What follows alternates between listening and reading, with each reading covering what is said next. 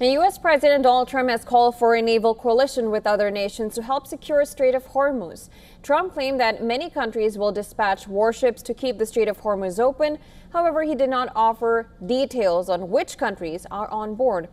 Oil prices have surged 40% as Iran has choked off the vital Strait of Hormuz and attacked Gulf energy facilities. After earlier vowing that the U.S. Navy would very soon begin escorting tankers through the Strait of Hormuz, Trump called for reinforcements on Saturday. In a Truth Social post, Trump said nations, especially those affected by Iran's attempted closure of the strait, would be sending warships in conjunction with the U.S. to keep the strait open and safe. He named China, France, Japan, South Korea, and the United Kingdom among those he hoped would contribute. Later, while talking to NBC News, U.S. President said several countries have committed to helping secure the strait but declined to name any of them.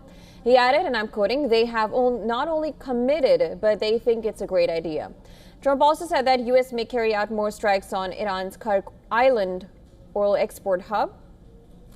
Now, Trump said that the recent U.S. strikes had totally demolished most of Kurg Island, but added, and I quote, "We may hit it a few more times just for fun."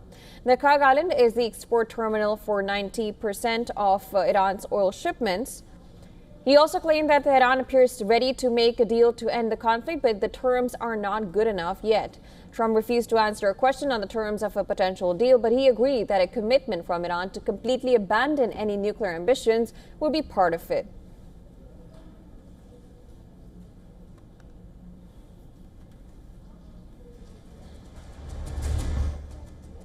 And well, to discuss more on West Asia war, we were earlier joined by Captain Alok Bansal, Director of India Foundation and Executive Director of South Asian Institute for Strategic Affairs. Listen in.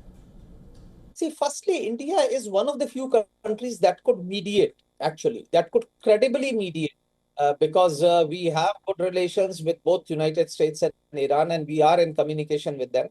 And at the moment, of course, for government of India, it's very important that its shipments from Persian Gulf continue to Indian ports unhindered.